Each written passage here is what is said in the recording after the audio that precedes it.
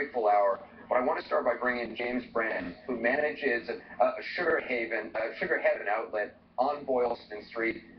James, you heard the explosion. What did you see and hear? Listen, I was actually in the front room inside the store, waiting up a customer. It was around 3:48 p.m. when I heard the first explosion. How far is yours? We were actually about 5 feet from where the bomb went off. So we were literally right next to Marathon Sports. We actually had the door open at the time as well. It was a very, disheartening experience. There was casualties laying on the ground outside. I actually had seen a picture on Facebook earlier of a woman that had come in our store earlier, and she was, lying dead on the sidewalk. And you actually recognized her? I actually recognized her from coming in the store and purchasing candy from us. How far apart were the two explosions?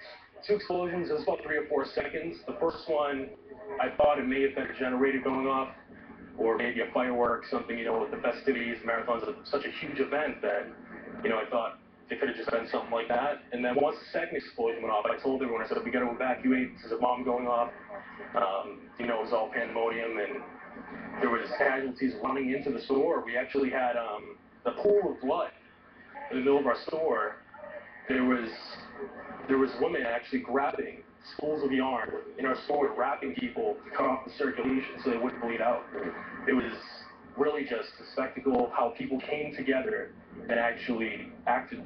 We had so many people run out of the store, but there were a few people standing outside, and I got a little teary-eyed when I seen these 3 people trying to lift up this woman who couldn't stand. It was absolutely heart-wrenching. How are you doing? Are you okay? I'm of course a little bit shooken up. I went home and seen my wife and my baby, and everything's good at home. She's just happy to know that I'm alive. We actually had some of our employees staying outside as mascots earlier in the evening, and it was really such a blessing that no one was outside at the time when the explosion went off. I want to bring in Tom Kenny, who's an Afghan war vet who was running in the race. Tom, I appreciate you being with us. First of all, how are you doing? I'm doing all right, actually. Thank you. What did you see? What did you hear? I had